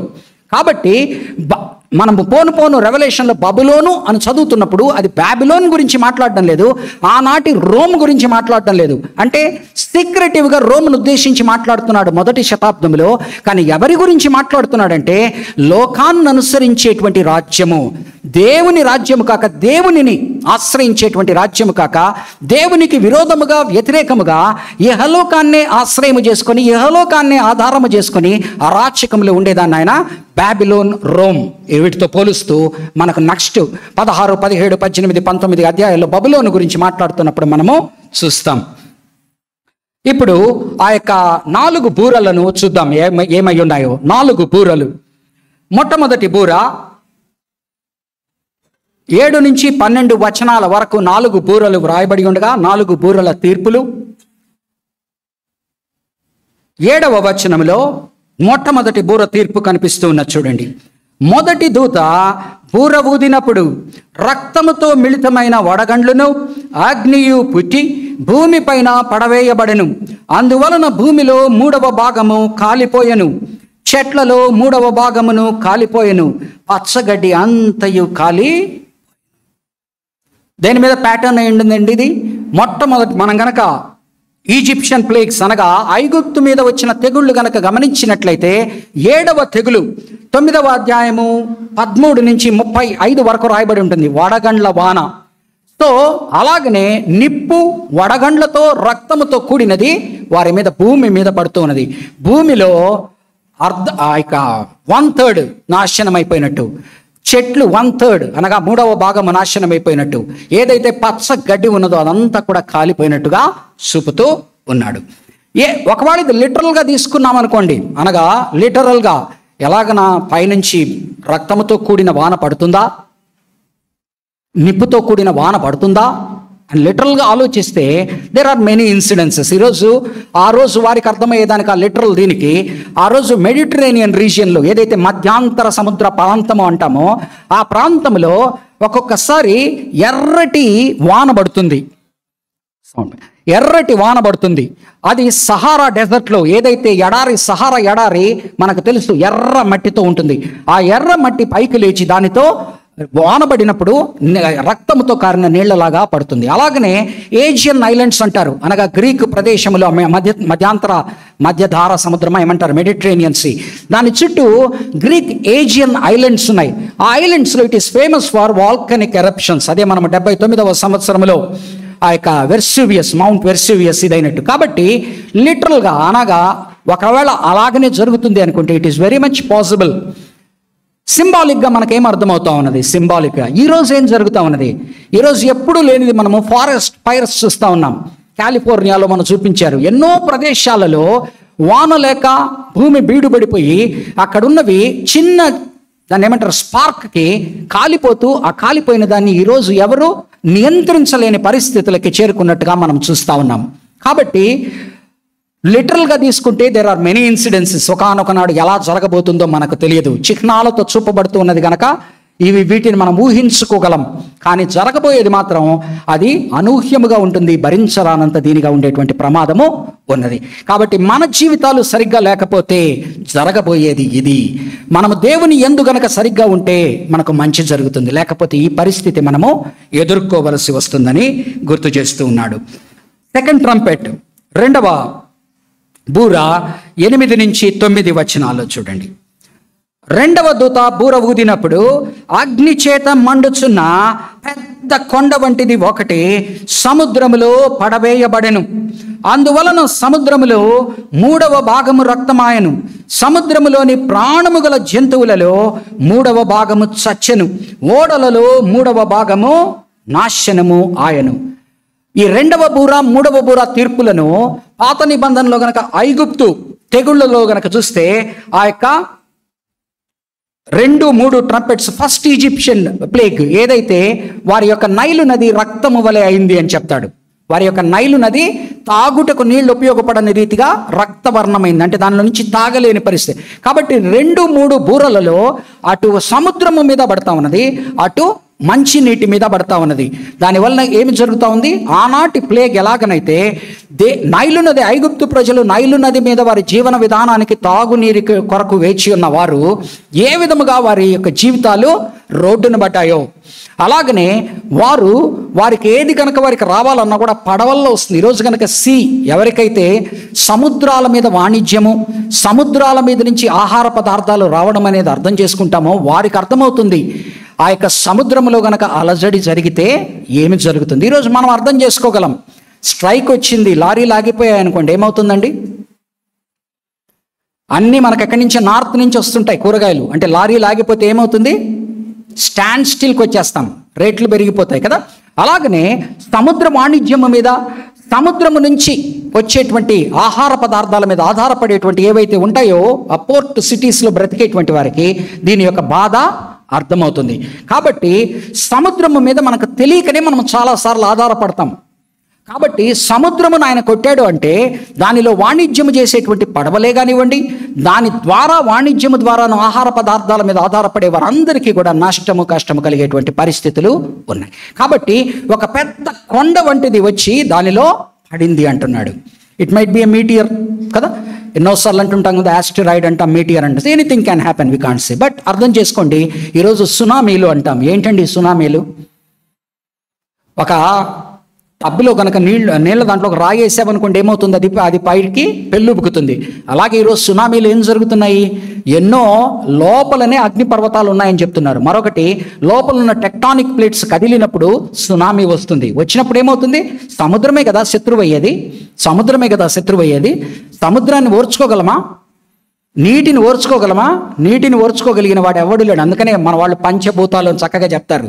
నీటిని, గాలిని, నిప్పును అదొకసారి ప్రారంభమైందంటే దాని జోలికి ఎవరు ఇంకా పోలేరు. మనిషి ఎంతో దాన్ని కంట్రోల్ చేయగలను అనుకుంటాడు. నీటిని, అగ్నిని అదొక్కసారి జులపాలు విధించిందంటే దాన్ని ఎవ్వరు ఇంకా దాని దగ్గరికి వెళ్ళలేరు. కాబట్టి ఈ యొక్క సముద్రం ఎప్పుడైతే ఎఫెక్ట్ అవుతుందో, సో కాల్డ్ ఈరోజు మనం ఏదైతే అర్త్క్వేక్స్, దాని నుంచి వచ్చే సునామీలు చూస్తున్నామో, ఇది వచ్చేటువంటి ప్రమాదము ఉన్నదని చూపిస్తున్నాడు. అలాగనే 18వ అధ్యాయము 11 నుంచి 19 వచనాల వరకు 21 వచనము గనక చూస్తే, అక్కడ బబులోను మీద ఎవరైతే ఈ యొక్క సీ పోర్ట్స్ మీద అనగా సముద్రం మీద ఆధారపడుతున్నారో వారి పరిస్థితి గురించి మాట్లాడతాడు. చదవను, రెఫరెన్స్ రాసుకోండి. 18వ అధ్యాయము 11వ వచనము నుంచి 19వ వచనము 21వ వచనము. ఈ యొక్క ఫస్ట్ ప్లేగ్ కానీ సెకండ్ ప్లేగ్ కానీ ఈ యొక్క ట్రంపెట్స్ దేని మీద ఆధారపడుతున్నాయో మీరు గమనిస్తున్నారా? ఒక్కసారి యావేలు గ్రంథము చూడండి. యావేలు గ్రంథము 2వ అధ్యాయము 30 నుండి 31. యావేలు గ్రంథము 2వ అధ్యాయము 30 నుండి 31 వచనాలు. మరియు ఆకాశమందును భూమి యందును మహత్కార్యములను అనగా రక్తమును, అగ్నిని, ధూమస్తంభములను కనపరచెదను. యెహోవా యొక్క భయంకరమైన ఆ మహాదినము రాకముందు సూర్యుడు తేజోహీనుడగును, చంద్రుడు రక్తవర్ణుడు అగును. ఆయన దేవుని యొక్క తీర్పు వచ్చేటువంటి సమయంలో ఏ విధముగా ఆయన కొండల్ని కదిలిస్తాడు, ఏ విధముగా సముద్రాలని కదిలిస్తాడు, ఏ విధముగా ఆ అగ్ని కురుస్తుంది అనేది ముందరనే ఆ దేవుని దినము అనగా తీర్పు దినము అనే దాని గురించి వ్రాయబడి ఉన్నది. అలాగనే ఇర్మియా గ్రంథము ఒకసారి చూడండి. ఇర్మియా గ్రంథము 51వ అధ్యాయము 25వ వచనము. సర్వభూమిని జెర్మియా 51:25 సర్వభూమిని నశింపచేయు నాశన పర్వతమా, నేను నీకు విరోధిని, ఇదే యెహోవా వాక్కు. నేను నీ మీదికి నా చేయి చాపి శిలపై నుండి నిన్ను క్రిందకు తరలించుదును. కాబట్టి మనం ఏదైతే ఈరోజు గొప్ప గొప్ప కొండలు అనుకుంటున్నామో వాటిని సైతం ఆయన కదిలించి భూమి మీద పడవేయగలడు. ఆకాశంలో ఉన్న ఆస్ట్రాయిడ్స్ని, మీటియర్ని దాని ఆ యొక్క కక్ష తప్పించి మన మీదకి రప్పించగలడు. కాబట్టి ఆయన ఏదైనా చేయగలిగిన వాడు. లిటరల్గా మనం ఆలోచిస్తే, అనగా ఇది చూచా తప్పకుండా ఇలా జరుగుతుందంటే ఆయన దేనికైనా సమర్థుడు. అన్నీ సరిగ్గా తిరుగుతూ ఉన్నప్పుడు, పొద్దున రాత్రి వస్తున్నప్పుడు మనం అన్నీ బాగున్నాయి అనుకుంటున్నాం. అవి ఒక్కవేళ కక్ష తప్పాయనుకోండి, పరిస్థితి ఆలోచించామా? ఒక చిన్న ఎర్రర్ కక్ష తప్పిందంటే. కాబట్టి అన్నిటినీ తన ఆధీనంలో పెట్టుకొని ఉన్నవాడు ఒక్కసారి కనుక తన చెయ్యి కొద్దిగా సడలిచ్చాడంటే భూమి నాశనం అయిపోతుంది, సముద్రాలు నాశనం అయిపోతాయి. అనగా అంత ఎత్తు నుంచి ఒక చిన్న రాయి పడితే చాలు సముద్రం పొంగడానికి. కాబట్టి ఆయన తీర్పులు భయంకరమైనవి, ఊహాతీతమైనవి, తలుచుకుంటేనే భయము కలిగేది. కాబట్టి మనము మన జీవితంలో జాగ్రత్త పడి ఈ తీర్పు రాకముందరనే మనము మారు మనస్సు కలిగిన వారమై దేవుని దగ్గరకు ఆయన తట్టు ఆకర్షింపబడాలని గుర్తు చేసుకోండి.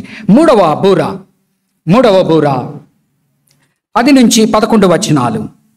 మూడవ దూత బూర ఊదినప్పుడు దివిటి వలె మండుచున్న ఒక పెద్ద నక్షత్రము ఆకాశము నుండి రాలి నదుల 3వ భాగము మీదను నీటి బుగ్గల మీదను పడెను. ఆ నక్షత్రమునకు మాచిపత్రి అని, ఇందాక చదివినప్పుడు సూచిపత్రి అని చదివారు, కాదు మాచిపత్రి.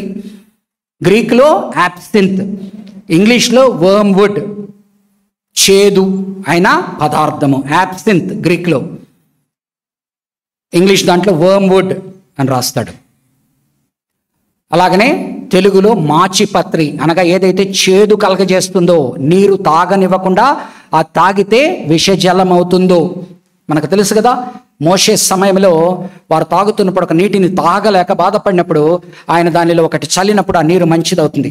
అలాగనే ఎలీషా సమయంలోనూ ఏలియా సమయంలోనూ ఆ నీరు ఎలీషా సమయంలో నీరు తాగలేని పరిస్థితిలో ఉన్నప్పుడు ఆయన ఒక పదార్థం అంతా చిలకరించగానే ఆ నీరు తాగేటట్టుగా అవుతుంది. కాబట్టి ఆయన శిక్షించాలనుకుంటే, ఆయన తీర్పు తీర్చాలనుకుంటే, నీకేదైతే నీళ్లు, బాడీ కన్సిస్ట్ ఆఫ్ ఎంతండి water, the whole body is made up of water majority. ఆ నీటి మీదే మనం బ్రతుకుతాం. ఆ నీరు విషజలమైందనుకోండి పరిస్థితి ఏంటి? అందుకని ఇర్మియా గ్రంథంలో చెప్తున్నాడు, నీ పాపముల వలన. ఆనాడు పాత నిబంధనలో కనుక గమనించినట్లయితే ఒక స్త్రీ తన భర్తకు నమ్మకముగా లేకపోతే ఒకటి తాగించమంటారు, తాగించినప్పుడు ఆవిడ కడుపు నొప్పి వచ్చి అది విషజలముగా తయారవుతుంది అంటాడు.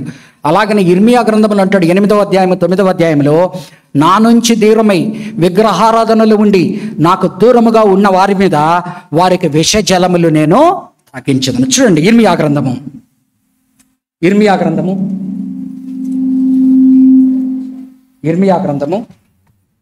8వ అధ్యాయము 14వ వచనం చదువుతున్నాను.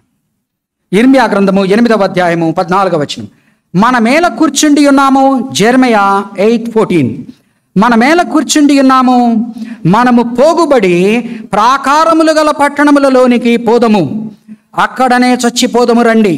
యెహోవాయే మనలను నాశనము చేయుచున్నాడు, ఆయనకు విరోధముగా మనము పాపము చేసినందున మన దేవుడైన యెహోవా మనకు విషజలమును త్రాగించును.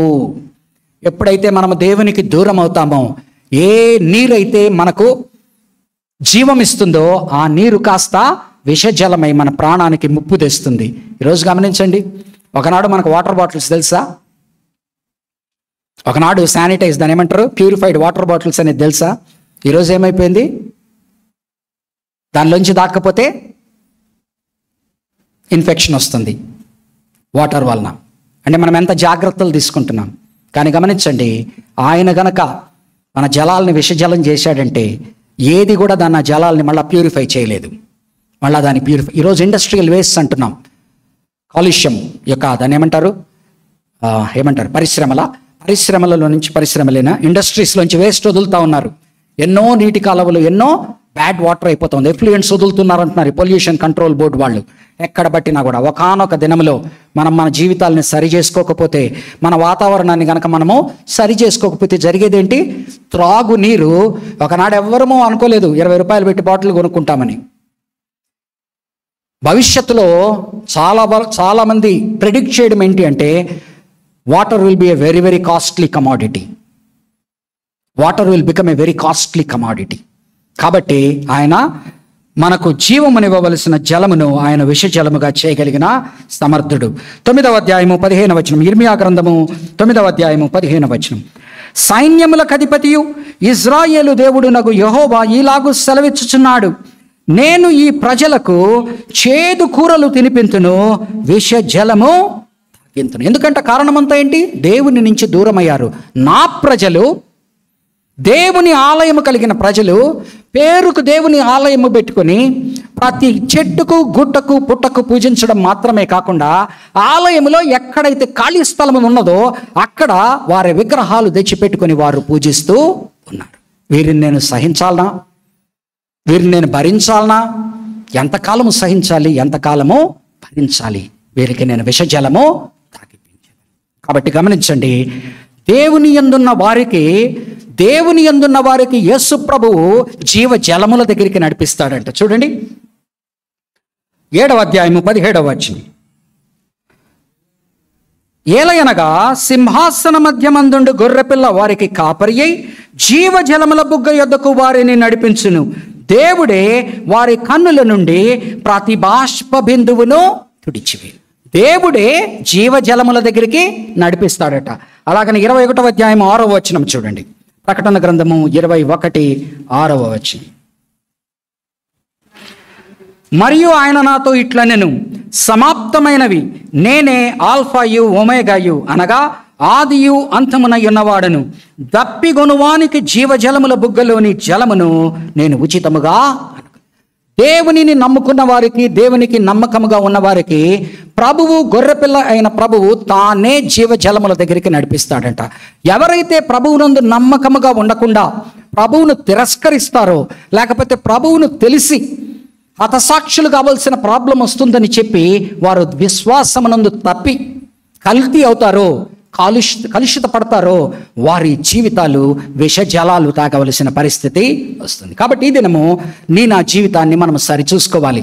మనం యేసు ప్రభువు నమ్మాము అంటున్నాం. యేసు ప్రభువు నమ్మినందువలన మనం జీవము మనలో ఉన్నది అంటున్నాం. కానీ ఒకానొక సమయంలో మనం పరీక్షింపబడతాం. దేవుని కొరకు నిలబడే వారమా, నిలబడగలిగిన వారమా లేదా అని. కాబట్టి అప్పుడు మనం గనక దేవుని నుంచి దూరం అయిపోయి హృదయంలో విగ్రహాలు పెట్టుకొని, మనుష్యులను విగ్రహాలుగా చేసుకొని రకరకాలుగా మనము తప్పిపోయేటువంటి ప్రమాదము ఉన్నది. కాబట్టి మనము దేవుని బిడ్డలు అనుకుంటున్న మనల్ని ఆయన పరీక్షిస్తాడు. ఆ పరీక్షించిన సమయంలో ఆ పరీక్షకు నెగ్గే వారముగా మనం ఉండాలి. మన ప్రాణము పోయినా సరే, అందుకనే ప్రభు బల దగ్గర మాట మాట్లాడాను, నీతి కొరకు, న్యాయము కొరకు మనం నిలబడాలి. ప్రాణము పోయినా సరే మనము నీతి లేని వారం, అంత మాత్రం నీతి లేని వారుగా ఉండిపోవడానికి కాదు. దేవుడు మనకు ఆపాదించిన నీతిని కాపాడేటువంటి వారముగా మనం ఉండాలా.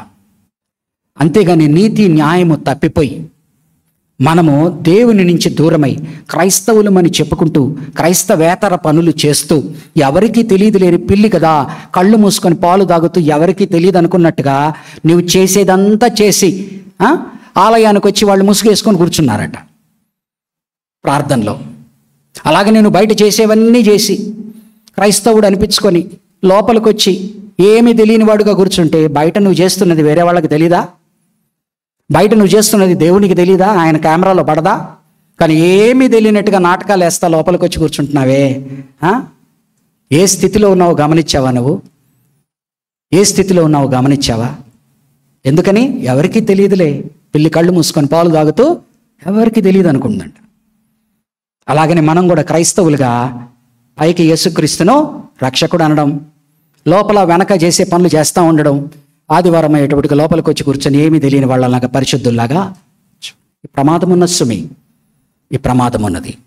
కాబట్టి ఇది నువ్వు నిర్ణయం తీసుకో. నువ్వు దేవుని వైపున, దెయ్యం వైపున, నీవు దేవుని వైపున, దెయ్యము వైపున నిర్ణయం తీసుకో, ఒక స్టాండ్ తీసుకో, దానికి తగ్గట్టుగా జీవించు. అంతేగాని ఇటు అటు కాని జూనియర్ అని ఒక పాట ఉన్నది. ఇటు అటు కాకుండా ఉండబాక, దీనికి దానికి పనికిరానివాడిగా కాబాక. ఇదన్నా చల్లగానైనా ఉండు, వేడిగానైనా ఉండు, నులివెచ్చగా ఉండబాక, ఉమ్మేస్తాను. కాబట్టి ఇది మన జీవితాల్ని మనము సరిచూసుకోవాలి. మనం దేవుని యందు ఉన్నామా, తప్పిపోతున్నామా, జాగ్రత్తగా సరిచూసుకోవాలి. 4వ బూర చూడండి. 4వ బూర ముగించుకుందాం. 4వ దూత బూర ఊదినప్పుడు సూర్య చంద్ర నక్షత్రములలో 3వ భాగము చీకటి కమ్మునట్లును, పగటిలో 3వ భాగమును సూర్యుడు ప్రకాశింపకుండునట్లును, రాత్రిలో 3వ భాగమును చంద్ర నక్షత్రములు ప్రకాశింపకుండునట్లును వాటిలో 3వ భాగము కొట్టబడెను. ఆలోచించండి. మనము ఆధారపడేది వెలుగు మీద, ఆధారపడేది సూర్యుడి నుంచి వాటి నుంచి వచ్చేటువంటి వేడి మీద కదా. ఈరోజు అర్త్ ఎందుకు నిలబడింది అంటున్నాడు? భూమి ఇన్ని ప్లానెట్స్ ఉంటే కరెక్ట్ డిస్టెన్స్లో సన్నుకున్నామంటున్నాడు కదా సైంటిస్టులు మాట్లాడేది. మనం దేని మీద ఆధారపడుతున్నాం? వెలుగు మీద ఆధారపడుతున్నాం, వేడి మీద ఆధారపడుతున్నాం. కొద్దిగా వేడి ఎక్కువైతే భరించలేం, కొద్దిగా వేడి తక్కువైతే ఐసేజ్ భరించలేం. కాబట్టి ఆయన 3వ భాగాన్ని కొట్టాను అంటే ఆయన వెలుగును వేడిని తగ్గించి దానికి తోడు చీకటి కనుక కలగజేశాడు అనుకో. మాకు వైజాగ్లో హుద్ వచ్చినప్పుడు ఎమర్జెన్సీ లైట్లు ఏవైతే జనరేటర్లతో నడిచేవి అన్ని కొన్ని రోజులే నడిచాయి, ఆ తర్వాత అన్నీ ఆగిపోయినాయి. చిమ్మ చీకటి, ఎలాంటి చీకటి అంటే చెప్పలేము. అంటే ఎక్కడ ఒక మ్యాచ్ స్టిక్ కూడా కనపడట్లా. ఎందుకని? ఎక్కువ కాలము మాకు సరఫరా రానప్పుడు ఏమైంది? చీకటి అలుముకున్నది. ఆ చీకటి కటిక చీకటి. అందుకని ఐగుప్తు ప్లేగ్లో 3 దినాలు కటిక చీకటి వచ్చినట్టుగా చూపిస్తాడు. ఆ కటిక చీకటి వచ్చినప్పుడు సూర్యదేవుడు అని వాడు పూజించేటువంటి రా అనేటువంటి దేవత, ఏ దేవత కుమారుడైతే ఫరో అనుకుంటున్నాడో అతన్ని కొడతాడు. ఆ తర్వాత అతను కుమారుడిని కొడతాడు. అంటే రా కుమారుడు, ఫరో కుమారుడు నెక్స్ట్ ఫరో కాబోయేవాడు. కాబట్టి సూర్యదేవుడు వారి దేవత అనుకుంటుండగా సూర్యదేవుడిని కొడతాడు, చిమ్మ చీకటిని చేస్తాడు. 3 దినాలు అల్లల్లాడిపోతారు. ఈరోజు కొన్నిట్లో చూపిస్తారు. సదర్న్ హెమిస్ఫియర్ అంతా కొన్ని గ్రిడ్స్, పవర్ గ్రిడ్స్ పోయినాయి అనుకోండి, ఇంకేమి పని చేయవు అక్కడ. చిమ్మ చీకటి. చీకటి దేనికి నిదర్శనం అండి? నీ ఆత్మీయ అంధకారానికి. చేసే చెడ్డ పనులన్నీ ఎక్కడ చేస్తారు? చీకట్లోనే చేస్తారు. అందుకని నెక్స్ట్ ఏం జరగబోతోంది? ఐదవ బూరలో ఎక్కడి నుంచి వస్తున్నాయి? చీకటి శక్తులు పైకి వస్తున్నాయి అగాధములో నుంచి. చీకటి శక్తులు లోకస్, ఆ యొక్క మిడతల రూపంలో, ఆ యొక్క గుర్రముల రూపంలో, క్యావెలరీ రూపంలో పైకి వస్తూ ఉన్నది. కాబట్టి ఆత్మీయ అంధకారాన్ని ఉద్దేశిస్తూ మాట్లాడుతూ ఏమంటున్నాడంటే, వీరి మీద ఎప్పుడైతే ఆ సూర్యుడిని, చంద్రుడిని, నక్షత్రాలని 3వ భాగం కొట్టాడో వారి జీవితాల్లో ఉన్న చీకటిని చూపిస్తున్నాడు. ఆ చీకటి వెలుగుగా మారని ఎడల ఏమవుతుందంటే లోపల నుంచి నెక్స్ట్ 5th and 6th ట్రంపెట్స్లో డెమానిక్ ఫోర్సెస్ బయటికి వస్తాయి. ఇంతవరకు ఏంటి? ఆయన నువ్వు దేని మీద ఆధారపడుతున్నావో మంచివి దేవతలు అనబడిన వాటిని కొడతా ఉన్నాడు. సూర్యదేవుడు, చంద్రదేవుడు టైప్లో కొడుతున్నాడు. ఒకానొక నాడు నువ్వు ఏ దెయ్యాలకైతే భయపడుతున్నావో, ఏ దెయ్యాలైతే కింద ఉంటాయి పైకి లేస్తాయి అంటున్నావో, ఆ అగాధం నుంచి పాతాళం నుంచి బయటికి చిటికేస్తున్నాడు, వీలేస్తున్నాడు. పైనుంచి మిడతల గుంపు వస్తా ఉన్నది. కాబట్టి అంధకారాన్ని, మనలో ఉన్న ఆత్మీయ అంధకారాన్ని చూపిస్తూ అంధకారంలో నుంచి నువ్వు బయటికి రా. ఆ అంధకారాన్ని కనుక నేను శిక్షించిన ఎడల నువ్వు తాళలేవు, తాళుకొనా లేవు.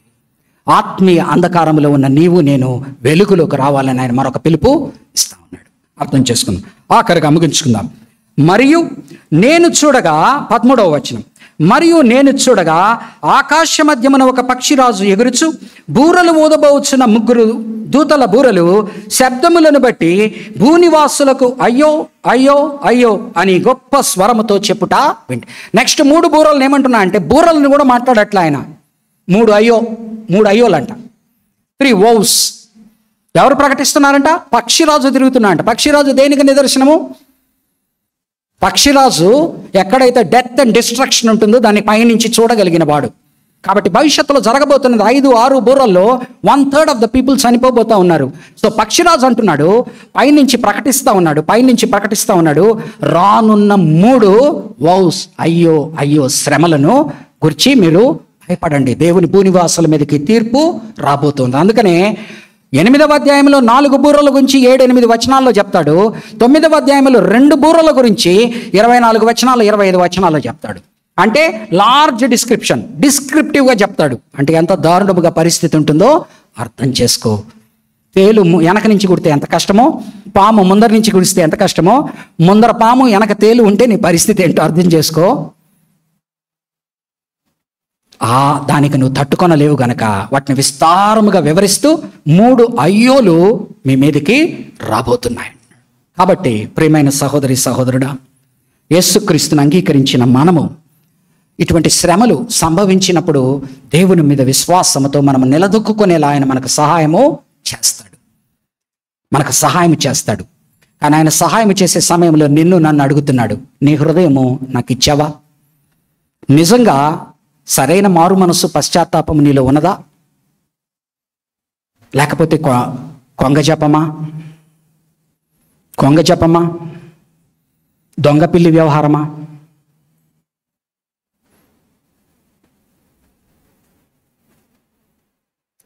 ప్రభు అని నన్ను అన్నవారందరినీ కూడా నేను నా దగ్గరికి తీసుకున్నాను. ఎంతోమంది, దేవా నేను ఈ పనులు చేయలేదు, ఆ పనులు చేయలేదు, ఆ పనులు నాకు నువ్వెవరో కూడా తెలియదు పో అంటాడు. కాబట్టి ఇది నీవు నేను మరొకసారి పరీక్షించుకోవాలి. మనది నిజమైన విశ్వాసమా, నిజమైన భక్తా? మరణము సంభవించేంత వరకు మనం సాక్ష్యాన్ని కాపాడుకొని దేవుని కొరకు నిలబడగలిగిన వారమా? ఆయన సహాయం చేస్తాడు. నువ్వు ఆ సహాయాన్ని తీసుకునే పరిస్థితులు ఉన్నావా, లేకపోతే ఆల్రెడీ జారిపోయి లోకంతో కలిసిపోయావా? ఆలోచించుకోమంటున్నాడు. కాబట్టి ఎవరికి వారం ఆలోచించుకుందాం, దేవునిని మీద మన దృష్టిని ఉంచుదాం, ఆయనకు సేవ చేద్దాం, ఆశీర్వదింపబడదాం. పరిశుద్ధమైన దేవా నాయనా, నీ కృప కలిగిన హస్తాలకు 4 బూరల తీర్పులను ఈరోజు నాయనా మేము విశ్లేషించి ఉండగా, ధ్యానించి ఉండగా, నీ కృప కలిగిన హస్తాలకు నాయన ఈ బోధను భద్రపరచుకుంటూ, నీ ఆత్మ సహాయము లేనిదే ఇది హృదయాల్లోకి వెళ్ళదు, హృదయాల్లో నిలబడదు. కాబట్టి నాయన నీ ఆత్మ సహాయంతో నన్ను మాట్లాడిచ్చి ఉండగా, అదే పరిశుద్ధాత్మ సహాయంతో ఈ సందేశాన్ని నాయన ఇక్కడ కూడిన ప్రతి ఒక్కరి హృదయాల్లోకి వెళ్ళగలిగినట్లుగా, అది నిలవగలిగినట్లుగా, అది దాని పని అది చేయగలిగినట్లుగా, మరి నాయన వారికి గొప్ప ఆశీర్వాదము సంతరించగలిగినట్లుగా దీవించమని యేసు నామమున ఈ ప్రార్థన వేడుకుంటున్నాను తండ్రి.